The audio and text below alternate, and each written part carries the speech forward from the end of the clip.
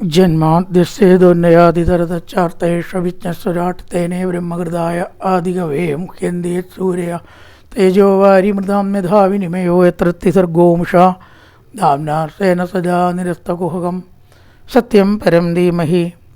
നമസ്കാരം.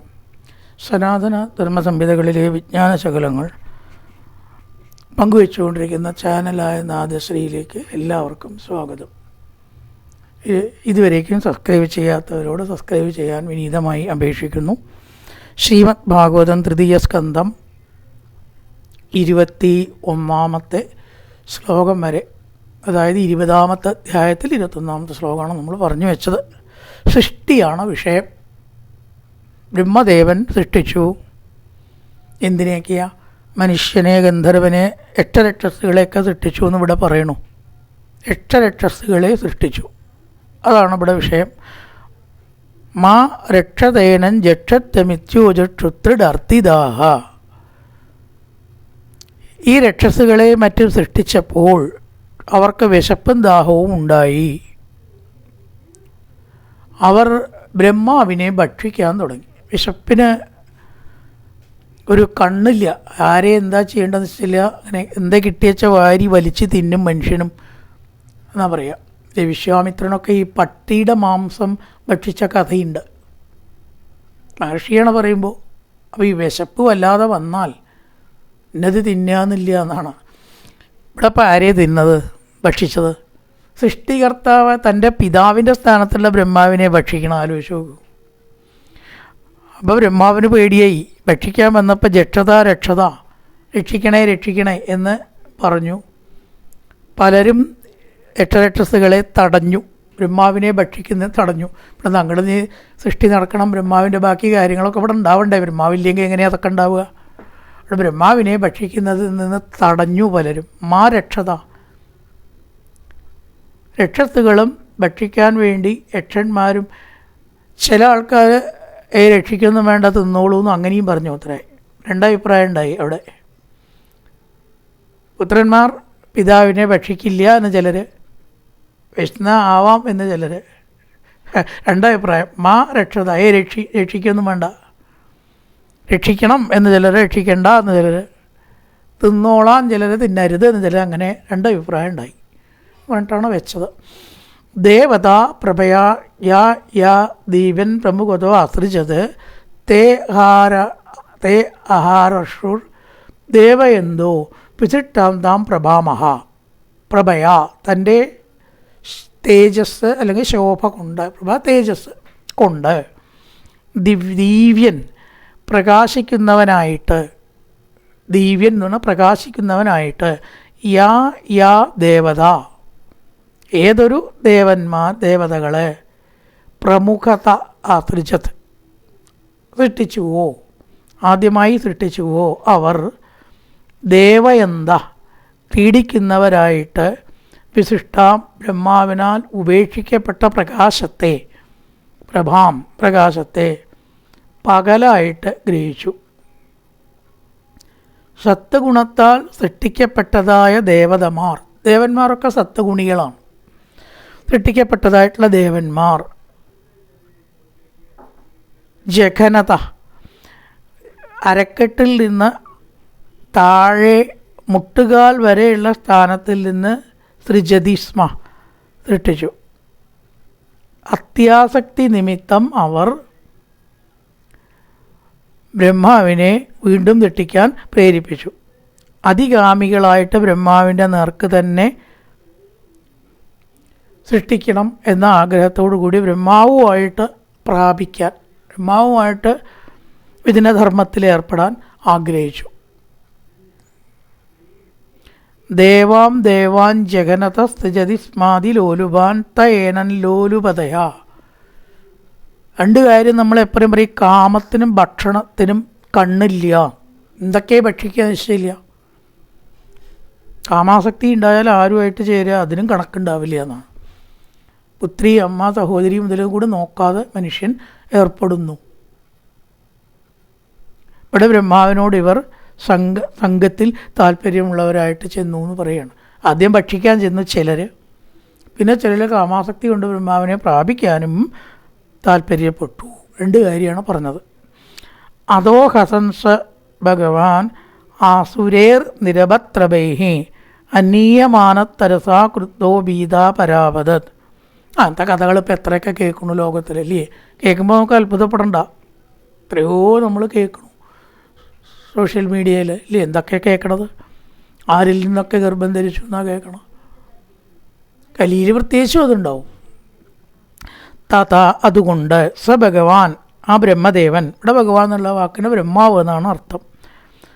ഹസൻ ചിരിക്കുന്നവനായിട്ട് ഭവിച്ചു. പരിഹാസം തോന്നി. എന്നോട് ചേരാതിയ പ്രസംഗികൾ എന്നും പറഞ്ഞ് പരിഹാസം ഉണ്ടായി. നിരപത്രഭൈ ലജ്ജയില്ലാത്തതായിരിക്കുന്ന അസുരന്മാരാൽ തരസ ബലാത്കാരേണ അന്നീയമാന ബലാത്കാരേണ ചെയ്യപ്പെട്ടതായിട്ട് ബ്രഹ്മാവിനെ നിർബന്ധിച്ചു, ബലം പ്രയോഗിച്ചു, അതിനെ പ്രേരിപ്പിക്കാൻ ശ്രമിച്ചു. അപ്പം എന്തുണ്ടായി? ദേഷ്യപ്പെട്ടു. ക്രുദ്ധ, ബ്രഹ്മാവിന് ദേഷ്യം വന്ന് ഭീത ഭയപ്പെട്ടവനായി. കോപം വന്ന് അവരുടെ അടുത്ത് നിന്ന് ഓടി എന്നർത്ഥം. അസുരന്മാർ ബ്രഹ്മാവിനെ പ്രാപിക്കാൻ ശ്രമിച്ചു. സ്ത്രീയാണോ പുരുഷനോന്നും കൂടി നോക്കലില്ല എന്നാണ്. അനീയമാനത്തരസ കൃത്തോ ഭീത പരാവതത്. ശിവൻ, ഭഗവാൻ മോഹിനി വേഷം കെട്ടിയ ശിവനടക്കം ഭഗവാനാണതെന്ന് മറന്നു. അതിൽ മീതൊന്നും ഇല്ലല്ലോ. ബാക്കിയൊന്നും ആലോചിച്ച് നോക്കൂ. ഇതൊന്നും അതിശയിക്കാതെ അതൊക്കെ സംഭവിച്ചുകൂടാവുന്നില്ല. എന്തായാലും ബ്രഹ്മദേവൻ അവരുടെ അടുത്ത് നിന്ന് ഓടി രക്ഷപ്പെട്ടു. സ ഉപപ്രജ വരദം പ്രപന്നാർത്തിഹരം ഹരിം അനുഗ്രഹായ ഭക്താനാം അനുരൂപാത്മദർശനം. ബ്രഹ്മാവ് സ അവൻ പ്രോനൗൺ. പ്രപന്നാർത്തിഹരം ഹരിം എല്ലാ പ്രതിസന്ധികളിൽ നിന്ന് രക്ഷിക്കുന്നതായിട്ടുള്ള ഹരിയെ ശരണം പ്രാപിച്ചു. ഭഗവാന് കൊടുത്ത വിശേഷണം പ്രപന്നാർത്തിഹരം എന്നുമാണ്. വരദം എന്നും കൊടുത്തു. വരം കൊടുക്കാൻ കഴിവുള്ളവനുമായ ഭഗവാനെ ആശ്രയിച്ചു. അനുഗ്രഹായ അനുഗ്രഹത്തിനായിക്കൊണ്ട് അനുരൂപ ആത്മദർശനം അനുരൂപമായ സ്വരൂപത്തെ കാട്ടിക്കൊടുക്കുന്നവനുമായ വിഷ്ണു. ഭക്തന്മാർക്ക് അനുയോജ്യമായിട്ടുള്ള രൂപത്തിൽ പ്രത്യക്ഷം ദർശനം കൊടുക്കുന്ന ഭഗവാനെ ആശ്രയിച്ചു. ഒക്കെ ഭഗവാന്റെ വിശേഷണമാണ് ആ ശ്ലോകത്തിലധികം. എങ്ങനെയൊക്കെയാ? വരദം വരം കൊടുക്കുന്ന ആൾ, പ്രപന്നാർത്തിഹരം ദുഃഖത്തെ ഇല്ലാണ്ടാക്കുന്ന ആൾ, ആശ്രയിച്ചവരുടെ ദുഃഖത്തെ ഇല്ലാണ്ടാക്കുന്ന ആൾ, അനുഗ്രഹായ ഭക്താനാം ഭക്തന്മാരെ അനുഗ്രഹിക്കുന്നവർ, അനുരൂപമായ രൂപം എടുക്കുന്നവർ, അനുരൂപാത്മ അങ്ങനെയുള്ളതായിരിക്കുന്ന ഹരിം ശരണം. പ്രപന്നാർത്തി ഹരിം ഹരം ഹരിം പ്രപന്ന ഹരിയെ ശരണം പ്രാപിച്ചു. ബ്രഹ്മാവിൻ്റെ വാക്യമാണ് അടുത്തത്. പാഹിമാം പരമാത്മൻസ്തേ പ്രേഷണേനാത്രിജം പ്രജാത ഇമായബിദം പാപ ഉപാക്രാമന്തി മാ പ്രഭോ. ഈശ്വരനെ വിളിക്കുകയാണല്ലോ ഭഗവാനെ, പരമാത്മൻ. അത് സംബോധന. മാം പാഹി എന്നെ രക്ഷിച്ചാലും ഞാൻ തെറ്റിച്ചതായിട്ടുള്ള ഈ അസുരന്മാർ തന്നെ എന്നെ ഉപദ്രവിക്കുന്നു, ഞാനുമായിട്ട് സംഘം ചെയ്യണം എന്നവർ പറയുന്നു. തേ പ്രേഷണേന അങ്ങയുടെ കടാക്ഷത്താൽ ഞാൻ പ്രജകളെ സൃഷ്ടിച്ചു. അതിപ്പോൾ വിനയായിട്ട് മാറിയോ? ബ്രഹ്മാവ് സംശയിക്കുകയാണ്. തേ പ്രേഷണേന പ്രജ അസൃജത്. അങ്ങയുടെ അനുഗ്രഹത്താൽ ഞാൻ പ്രജകളെ സൃഷ്ടിച്ചു. അത് തന്നെ ഇപ്പോൾ എനിക്ക് വിനയായിട്ട് മാറിയിരിക്കുന്നു. അവരൊക്കെ എന്നെ ഉപദ്രവിക്കാൻ വരുന്നു. പ്രഭോ, അല്ലെങ്കിൽ സർവശക്തനായിട്ടുള്ള ഭഗവാനെ, താ പാപ ഇമ ഈ പാപികളായവരെ മാ എബിതം അവരിൽ നിന്ന് എന്നെ രക്ഷിക്കണമേ. ഞാനുമായിട്ട് ചേരാൻ ആഗ്രഹിക്കുന്ന ഈ ഘട്ടത്തിൽ നിന്ന് അങ്ങ് തന്നെ എന്നെ രക്ഷിക്കണം. താ ഇമാ എബിതം പാപ സൃഷ്ടികർത്താവായിട്ടുള്ള ജനനം കൊടുത്തിട്ടുള്ളവരെ തന്നെ പ്രാപിക്കാൻ ശ്രമിക്കുന്ന ഇവരുടെ അപരാധം നടക്കരുത്. ഉപാക്രാമന്തിമാം പ്രഭോ അങ്ങനെയുള്ള ഘട്ടത്തിൽ നിന്ന് എന്നെ രക്ഷിക്കണമേ എന്ന് ബ്രഹ്മാവ് ഭഗവാനോട് പറഞ്ഞു. ത്വമേക കില ലോകാനാം ക്ലിഷ്ടാനാം ക്ലേശനാശന ത്വമേക ക്ലേശതത്തേഷാമനാസന്ന പദാന്തവ. ഭഗവാനെ വീണ്ടും ബ്രഹ്മാവ് കീർത്തിച്ചു. എല്ലാ ദുഃഖത്തിൽ നിന്നും ഭക്തന്മാരെ രക്ഷിക്കുന്ന ആളാണല്ലോ ഭഗവാനെ അങ്ങ്. ലോകാനാം ക്ലേശനാശന, അർത്ഥം വ്യക്തം, ലോകത്തിൻ്റെ ക്ലേശത്തെ ഇല്ലാണ്ടാക്കുന്നവനെ. ത്വമേക അനാസന്നപദാം, അങ്ങയെ സേവിക്കാതിരിക്കുന്ന അവർക്ക് ദുഃഖം കൊടുക്കുന്നവനും ആണ്. ഈശ്വരനെ സേവിക്കാത്തവർക്ക് ദുഃഖം ഉണ്ടാവില്ല. ദുഃഖത്തിൻ്റെയൊക്കെ അവരുടെ കാരണം എന്താ? ദുഃഖത്തിൻ്റെ ഈശ്വര സേവ ചെയ്യാത്തതാവണം. വേറെ കാരണവും കാണുന്നില്ല. അപ്പോൾ ക്ലേശത, അവർക്ക് ദുഃഖത്തെ കൊടുക്കുന്നവനും അങ്ങ് തന്നെ. ഏതൊരാളാണ് ആശ്രയിച്ചവർക്ക് അഭയം കൊടുത്ത് നന്മ കൊടുക്കുന്നത്, അത് അങ്ങാണ്. ആശ്രയിക്കാത്തവർക്ക് വിഷമോ സംസാരം ഉണ്ടാക്കണതോ അതും അങ്ങ് തന്നെ. അതുകൊണ്ട് ഈ അസുരന്മാരെ തടയണമേ. സോപധാര്യ ആസ്യ കാർപ്പണ്യം വിവിക്താത്യാത്മദർശന വിമുഞ്ചാത്മതനുങ്കോരാം ഇത്യുക്തോ വിമോചക. സ ഭഗവാനായിട്ടുള്ള വിഷ്ണു, അസ്യ ഇവൻ്റെ, അതായത് ബ്രഹ്മാവിൻ്റെ, അവിടെ ബ്രഹ്മാവിൻ്റെ കാർപ്പണ്യം ദൈന്യത്തെ അവധാര്യ നിശ്ചയിച്ചിട്ട്, കണ്ടറിഞ്ഞിട്ട്, ബ്രഹ്മാവിൻ്റെ ഒരവസ്ഥ കണ്ടിട്ട്, വിവിക്ത ആധ്യാത്മദർശന അന്യചിന്ത കണ്ടിരിക്കുന്നവനായിട്ട്, കോരാം ആത്മതനും ഭയങ്കരമായ രജോ ഗുണ പ്രധാനമായ സ്വശരീരത്തെ വിട്ടുകളയുക. ഘോരാം ആത്മതനും തൻ്റെ ശരീരത്തെ വിമുഞ്ച വിട്ടുകളയുക. ഇതി ഉക്ത, ഇപ്രകാരം പറയപ്പെട്ടു. ബ്രഹ്മാവെ അങ്ങ് അങ്ങയുടെ ശരീരമാണ് ഉപേക്ഷിച്ചോളൂ. എളുപ്പമല്ലേ ശരീരമാണ് ഉപേക്ഷിക്കുക, അസലായി. ആശ്രയിച്ച ഭക്തനോട് ഭഗവാൻ പറയണതേ അത് കാര്യം ചില താൻ തൻ്റെ ശരീരമാണ് ഉപേക്ഷിച്ചോളൂ. എങ്ങനെയുണ്ടാവും? പക്ഷെ ബ്രഹ്മാവിനെ സംബന്ധിച്ച് നേരത്തെ ഒരിക്കലും ഈ ശരീരം ഉപേക്ഷിക്കുകയുണ്ടായി പറഞ്ഞു ഇല്ലേ. പാപത്തിൽപ്പെട്ടുകൊണ്ട് തൻ്റെ ശരീരത്തെ ഉപേക്ഷിച്ചു എന്ന് പറഞ്ഞു. ബ്രഹ്മാവിനത് സാധിക്കും.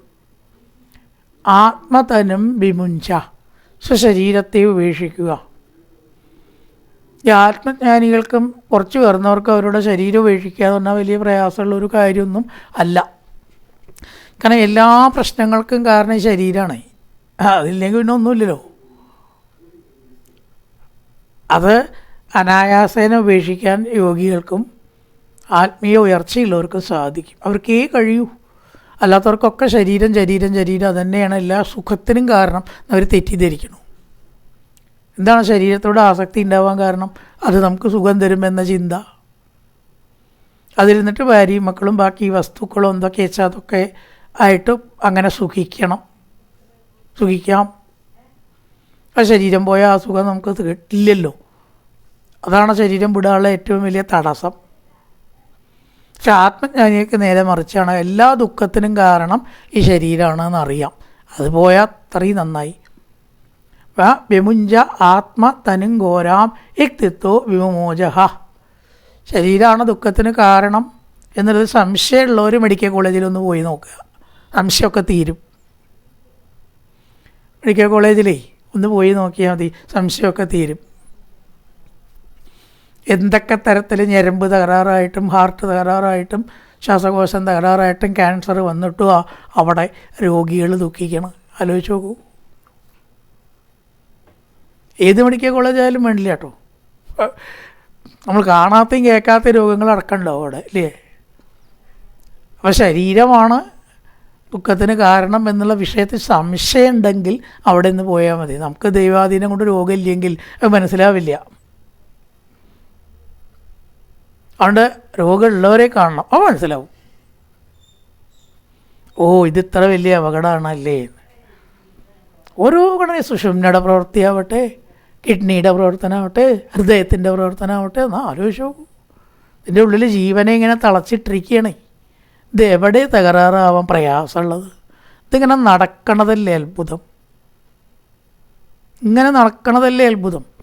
കാരണം തകരാറാവാൻ വളരെ എളുപ്പമാണ്. വളരെ എളുപ്പമാണ്. ഒരു മെഷീൻ റിപ്പയർ ചെയ്യണതും ശരീരത്തിനെ നേരെയാക്കണ അത്ര പ്രയാസമില്ല എന്നാണ് പറയുക. അത് പ്രയാസമില്ല. ഒരു പാർട്ട് കേടുന്ന അതാണ് മാറ്റി വെച്ചാൽ മതി. ഇതങ്ങനെ പറ്റുമോ? ഹാർട്ട് മാറ്റുക എന്ന് പറഞ്ഞാൽ എളുപ്പമാണോ? 4 സ്ക്രൂ അഴിച്ച് പുതിയ സാധനം ഫിറ്റ് 4 സ്ക്രൂ മുറുക്കിയാൽ പോരാ. അപ്പോൾ ഏറ്റവും പ്രയാസമുള്ളതാണ്. ഏതായാലും താൻ കുണച്ചരണാംബോജാം മതവിക്വലലോചനാം കാഞ്ചീകലാപവിലതദ്ഗൂലച്ചന്നരോദസം. അതിനുശേഷം സന്ധ്യയെ കണ്ടു അസുരന്മാർ എന്ന് പറയുകയാണ്. അപ്പം അസുര സൃഷ്ടിയാണ് ഉണ്ടായിരിക്കണം. അവർ സന്ധ്യയെ കണ്ടു. ഈ സന്ധ്യയുടെ വിശേഷണമാണ് ശ്ലോകത്തിൻ്റെ ആദ്യമൊക്കെ പറഞ്ഞത്. താൻ കുണച്ചരണാംബോജാം മതവിക്കലലോചനാം. പാദത്തിലുള്ള പാദസരോരങ്ങളുടെ മൃദുശബ്ദത്തോടും, പാദസ്വരം ധരിച്ചിട്ടുണ്ട് അതിൻ്റെ ശബ്ദത്തോടും, മതവിക്വലലോചനാം മതം കൊണ്ട് അലസമായിട്ടുള്ള കണ്ണുകളോട് കൂടിയതും, കാഞ്ചി കലാപം അരഞ്ഞാണിലോട് കെട്ടിയതും ആയ ദുകൂല ചന്ന. ദുകൂലം വസ്ത്രം, വസ്ത്രം ധരിച്ചവളും. ദുകൂലം വസ്ത്രം, ദുകൂലച്ചന്ന വസ്ത്രം ധരിച്ചവൾ. ആച്ഛന്നം ധരിക്കുക എന്നർത്ഥം. മറയ്ക്കപ്പെട്ട രോദസം അരക്കെട്ടോട് കൂടിയതും ആയ അന്യോന്യ ഉത്തുംഗ നിരന്തരം പയോധരാം. മനോഹരമായിട്ടുള്ള മാറിടത്തോട് കൂടിയവളും, നിരന്തര പയോധരാം വലിയ സ്ഥാനത്തോടു കൂടിയതും ആയ സുനാസാം ശോഭനമായ മൂക്കോട് കൂടിയവളും. സന്ധ്യ വിശേഷണ. ശുദ്ധിജാം നല്ല പല്ലുകളോട് കൂടിയവളും ആയ സ്നിഗ്ധ മൃദുവായ ഹാസ പുഞ്ചിരിയോട് കൂടിയതും, ലീലാപലോകനാം മനോഹരമായിട്ടുള്ള നോട്ടങ്ങളോട് കൂടിയവളും, വ്രീഡയ ലജ്ജയോട് കൂടിയവളും, ആത്മാനം ശരീരത്തെ വസ്ത്രം കൊണ്ട് മറച്ചവളും, നീലാളക വരൂതിന് തലമുടി നീല നിറത്തിലുള്ളവളും. നീലയും കറുപ്പൊക്കെ ഏകദേശം ഒന്നായിട്ട് പറയുമല്ലോ. താം സ്ത്രീയം ആ സ്ത്രീയെ ഉപലഭ്യ കണ്ടിട്ട്. സന്ധ്യയാണ് കണ്ടത്. ബ്രഹ്മാവിനാൽ ഉപേക്ഷിക്കപ്പെട്ടതായ കാമകലുഷിതമായിട്ടുള്ള അസുരന്മാർ സന്ധ്യയെ കണ്ടു. സന്ധ്യാദേവിയെ കണ്ടു. എന്നിട്ട് മോഹിച്ചു. ഇപ്പോൾ ബ്രഹ്മാവിനെ വിട്ടിട്ട് സന്ധ്യയിലേക്ക് കടന്നു. താം സ്ത്രീയ ഉപലഭ്യ കണ്ടിട്ട്. ധർമ്മ അല്ലയോ വിതുരാന്ന് വിളിക്കുകയാണ് സംബോധന. എല്ലാവരും മോഹിച്ചു. ഉപലഭ്യാസുരാധർമ്മ സർവേ സമ്മുമുഖു സ്ത്രീയം. സന്ധ്യ എന്നുള്ള വാക്ക് അവിടെ എവിടെയും പറഞ്ഞിട്ടില്ല. പക്ഷെ സന്ധ്യയാണ് സാന്ദർഭികമായിട്ട് വരിക. വിശേഷണങ്ങളെ കാണാനുള്ളൂ അല്ലേ. താൻ ഗുണച്ചരണാംബോജാം മതവിക്കലലോചനാം കാഞ്ചീകലാപവിലസ ദുകൂലച്ചന്നരൊക്കെ വിശേഷണങ്ങളാണ്. അന്യോന്യ ശ്രേഷ്ഠയോത്തുങ്ക നിരന്തര പയോധനാ തുനാസ ദുദ്ധിജാം. ശുദ്ധിജ എന്ന് പറഞ്ഞാൽ നല്ല പല്ലുള്ളവൾ, മുല്ലപ്പൂട്ടുമുള്ള പല്ലുള്ളവൾ. ശുദ്ധിജാം സ്നിഗ്ധകാസ ലീലാവലോകനാം ഗൂഹന്തിയും വീടയാത്മാനം. ഭൂഹന്തിയും വസ്ത്രം കൊണ്ട് മറച്ചവൾ. നീലാളക വരൂധിനിയും നീലത്തലമുടിയുള്ളവൾ. ഉപലഭ്യാസുരാധർമ്മ സർവേ സമ്മുമുഖു സ്ത്രീയം. ആരാണ് അവൾ? സന്ധ്യയാണ്. പറഞ്ഞിട്ടില്ല. അടുത്ത ഏതെങ്കിലും ശ്ലോകത്തിൽ പറയുണ്ടാവും. സാന്ദർഭികമായിട്ട് മനസ്സിലാക്കണം സന്ധ്യയാണെന്നാണ്. സന്ധ്യ അങ്ങനെയാണ്. നമ്മളൊന്ന് പുറത്തേക്ക് സന്ധ്യാസമയത്തൊന്ന് നോക്കുക. എപ്പോഴാണ് സന്ധ്യ? ഒരു 6 മണിയൊക്കെ കഴിഞ്ഞാൽ സന്ധ്യയായി. 6, 8, 7 പൊതുവേ സന്ധ്യ എന്ന് പറയാം. ചില വ്യത്യാസങ്ങൾ വരും ഉദയാസ്തമനത്തിനനുസരിച്ച്. ചിലപ്പോൾ 5:45 സന്ധ്യ ആരംഭിക്കും, 5:30 ആരംഭിക്കും ദക്ഷിണായണത്തിൻ്റെ ആ കാലത്ത്. സാധാരണ നിലയ്ക്ക് പറയുമ്പോൾ ഒരു 5:50 മുതൽ 6:50 വരെയെന്നോ അങ്ങനെയൊക്കെ പറയാം. പുറത്തേക്കൊന്ന് നോക്കിയാൽ ആ സൂര്യൻ്റെ വെളിച്ചം പോയിട്ടുണ്ടാവരുത്. ചുവന്ന ആകാശം ഇങ്ങനെ കാണണം. ചുവന്ന ആകാശം കാണണം. സൂര്യൻ ഇങ്ങനെ അസ്തമിക്കുകയാണ്. അല്ലെങ്കിൽ കന്യാകുമാരിയിലൊന്ന് പോയി നോക്കുക, സമുദ്രതീരത്തൊന്ന് പോയി നോക്കുക. അസ്തമയ സൂര്യൻ്റെ ആ ഒരു പ്രകാശം ഇല്ലേ, നമുക്ക് സൂര്യനെ നേരിട്ട് നോക്കാവുന്ന ഒരു സമയമാണ് സന്ധ്യ. അത്ര രശ്മികളുടെ കുത്തലുണ്ടാവില്ല. പ്രഭാതത്തിൽ നോക്കാം, പിന്നെ പറ്റില്ല, സൂര്യനെ നോക്കാൻ പറ്റുമോ? അപ്പോൾ ആ ഒരു സന്ധ്യയെ ഒന്നിങ്ങനെ നോക്കി നിന്നാൽ കന്യാകുമാരിയിലത്തെ അസ്തമയം കാണാനും ഉദയം കാണാനും വേണ്ടി അങ്ങോട്ട് പോണവരുണ്ട്. ആലോചിച്ച് നോക്കൂ. ഉദയാസ്തമനം ഒന്ന് കാണണമെന്നുണ്ട്, അതിനാണ് ഞാൻ പോകണം. തെറ്റില്ല, കാരണം അതെപ്പോഴും നമുക്ക് കാണാൻ പറ്റുന്ന ഒന്നല്ല. അവിടെ പോയ ഉദയം അസ്തമയം ഒപ്പം കാണാം. ഒപ്പം എന്ന് പറഞ്ഞാൽ ഒരു സ്ഥലത്ത് നടത്തും. സമയം തന്നെ ഉണ്ടാവില്ല, ഉദയാസ്തമനം ഒരു സമയത്ത് ഉണ്ടാവില്ലല്ലോ. അത് വളരെ മനോഹരമായിരിക്കുന്ന ഒരു സമയമാണ് സന്ധ്യ. സന്ധ്യ ആസ്വദിക്കണം എന്നാണ്. വിളക്കൊക്കെ എല്ലാതും ശരിക്കും പറയാച്ചാൽ ലൈറ്റൊക്കെ കെടുത്തണം, എന്നാലേ സന്ധ്യയുടെ ആ ഒരു സൗന്ദര്യം അറിയുള്ളൂ. നിലവിളക്ക് മാത്രം കത്തിക്കാം, അത് കത്തിക്കാം. ബാക്കി വിളക്കുകളൊക്കെ അണച്ച് നിലവിളക്കിൻ്റെ പ്രകാശം മാത്രം, സൂര്യൻ്റെ പ്രകാശമൊക്കെ പോയിട്ടുമില്ല. ആ ഒരു സുഖം പ്രകൃതിക്ക് വേറൊരു സമയത്തും കാണാൻ പറ്റില്ല. അതാണ് സന്ധ്യ സുന്ദരിയാണെന്ന് പറഞ്ഞത്. പക്ഷെ ആ സമയത്ത് സന്ധ്യാദേവിയുടെ മഹത്വം മനസ്സിലാക്കി അതിനെ വന്ദിക്കുകയാണ് അറിവുള്ളവരും സാത്വികന്മാരും വേണ്ടത്. ബാഹ്യമായിട്ടുള്ള ആസ്വാദനം അല്ല അത്. പക്ഷെ അല്ലാത്തവരെന്ത് ചെയ്യും? വേണ്ടാത്ത പ്രവൃത്തികൾക്കും ആ സന്ധ്യയ്ക്ക് ശ്രമിക്കും. നല്ല സമയമാണല്ലോ, ഏതായാലും എന്തെങ്കിലും കുറച്ച് സേവിച്ചളയാം, പറ്റിയ നല്ല ഇത്തിരി സേവിച്ചളയാം, ഭക്ഷണം കഴിച്ചളയാം, ലോകവർത്തമാനം പറഞ്ഞളയാം. ആ സന്ധ്യയെ തെറ്റായ രീതിയിൽ, ആസുര രീതിയിൽ ആസ്വദിക്കുന്നവർ അസുരന്മാർ, അത് പാപം. സാത്വിക രീതിയിൽ അതിനെ കൈകാര്യം ചെയ്യുന്നവർ ദേവഭാവം, സാത്വികം. അപ്പോൾ സന്ധ്യ എപ്പോഴും വന്ദിക്കപ്പെടേണ്ട സമയമാണ്. അഹോ രൂപം അഹോ ധൈര്യം അഹോ വസ്യ നമുംബയ മധ്യേ കാമയമാനാമകാമേവ വിസർപ്പതി. അസുരന്മാരുടെ കമൻ്റാണ്. ഇവളുടെ രൂപം എത്ര സുന്ദരമായിരിക്കുന്നു, അസ്യ രൂപം അഹോ നവം വയ, നവയൗവനയുക്തയായിട്ടുള്ള സന്ധ്യ എത്ര സുന്ദരിയായിരിക്കുന്നു. ധൈര്യം, മനസ്സിനെ അടക്കാണ്ട ധൈര്യം നമുക്ക് ഉണ്ടാവണില്ലല്ലോ സന്ധ്യയെ കാണുമ്പോൾ. ആ സന്ധ്യയ്ക്ക് അടിമപ്പെട്ടു പോകുന്നു. അഹോ ആശ്ചര്യം. ബാഹ്യഭാവത്തിലാണ് അവർ പാപചിന്തയോട് കൂടിയിട്ട് സന്ധ്യയെ കണ്ടത്. കാമയമാനാനാം, കാമിച്ചു കൊണ്ടിരിക്കുന്ന നമ്മളുടെ മധ്യത്തിൽ കൂടെ ഇവൾ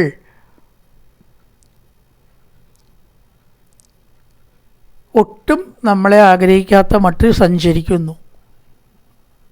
ഒരു സ്ത്രീക്ക് നമ്മളിൽ ആഗ്രഹം ഇല്ല എന്നുണ്ടെങ്കിൽ അത്രയും നമുക്ക് അവളുടെ ആഗ്രഹം അധികം ഉണ്ടാവുക.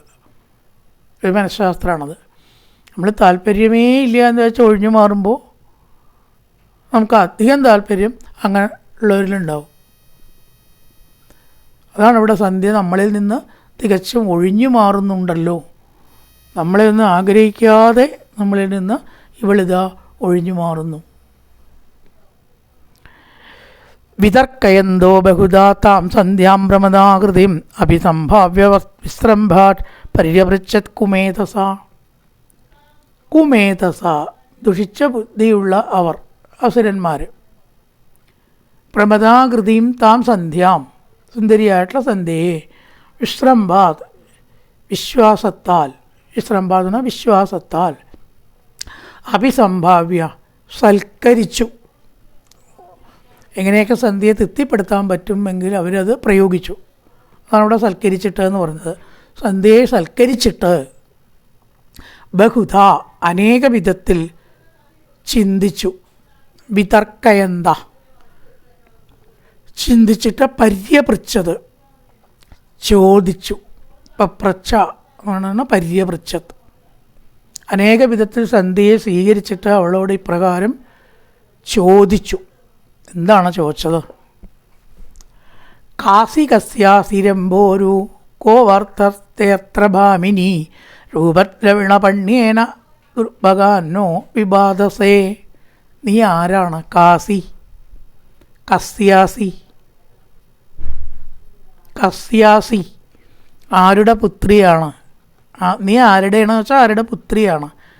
കാസി ആരാണ്? കസ്യാസി ആരുടെ പുത്രിയാണ്? കാസി കസ്യാസി. രംഭോരു സുന്ദരി, സുന്ദരമായിട്ടുള്ള തുടയോട് കൂടിയവളെ. രംഭോരു, ഊരു എന്ന് പറഞ്ഞാൽ തുട. രംഭോരു, വാമോരു, രംഭോരു ഒക്കെ സ്ത്രീകൾക്ക് ചേർത്ത് പറയുന്ന വിശേഷണങ്ങളാണ്. രംഭ എന്ന് പറഞ്ഞാൽ വാഴയാണ്, വാഴ, വാഴ പോലത്തെ തുടകൾ ഉള്ളവളെ. രംഭോരു, രംഭ വാഴ, രംഭോരു, ചിലപ്പോൾ വാമോരു എന്നൊക്കെ പറയും. കസ്യ അസി ആരുടെ പുത്രിയാണ്? ഭാമിനി അല്ലയോ സുന്ദരി. തേ നിനക്ക്, അത്ര ഇവിടെ, കവ എന്താണ് ആവശ്യം? നിനക്ക് എന്താണ് വേണ്ടത്?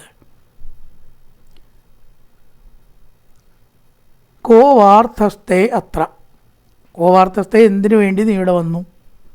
എന്താണ് നിനക്ക് വേണ്ടത് എന്ന് ചുരുക്കം. കോ വാർത്തസ്തേ എന്താർത്ഥമായിട്ടാണ് ഇവിടെ വന്നിരിക്കുന്നത് എന്നവർ ചോദിച്ചു. ഇതുകൊണ്ട് രൂപദ്രവിണ പണ്യേന, സൗന്ദര്യ ധനം ആകുന്ന വിൽക്കാൻ തക്ക പദാർത്ഥം കൊണ്ട് എൻ്റെ കയ്യിലുള്ളത് വളരെയേറെ വിലപിടിച്ച സൗന്ദര്യം എന്ന വസ്തുവാണ്. അതിനെ വിൽക്കാൻ നീ വന്നിരിക്കുന്നു. പക്ഷേ ഞങ്ങൾ ദരിദ്രന്മാരാണ്, സൗന്ദര്യത്തിൻ്റെ കാര്യത്തിൽ ഞങ്ങളത്ര മുന്നിലല്ല. ദുർഭഗാൻ, സുന്ദരന്മാരല്ലാത്ത ഞങ്ങളെ എന്താണ് നീ ഇങ്ങനെ ദുഃഖിപ്പിക്കുന്നത്? കാണുന്തോറും ദുഃഖമാണല്ലോ ഉണ്ടാവുക. തനിക്ക് കിട്ടാത്തൊക്കെ ദുഃഖ കാരണം എന്നാണ്. അപ്പോൾ കിട്ടൂല്ല കാണുന്നുണ്ട്, കിട്ടൂല്ല കാണുന്നുണ്ട്. ആ ഒരു അവസ്ഥയിൽ ഞങ്ങളുടെ മനസ്സ് വളരെയേറെ ദുഃഖിക്കുന്നു. ഏറ്റവും വലിയ ദുഃഖം എന്താ വെച്ചാൽ ആഗ്രഹമാണെന്നാണ്. വേണം തോന്നും, എന്നാൽ കയ്യിൽ കിട്ടൂല. അതുകൊണ്ട് ഞങ്ങളെ എന്തിനാണ് ദുഃഖിപ്പിക്കുന്നത്? അവിടെ ഒരു ഉപമയാണ്. നല്ല വിലപിടിച്ച ഒരു വസ്തു ദരിദ്രന്മാരുടെ അടുത്ത് കൊണ്ടുപോയിട്ട് വേണോ എന്ന് ചോദിച്ചാൽ എന്താ ഉണ്ടാവുക?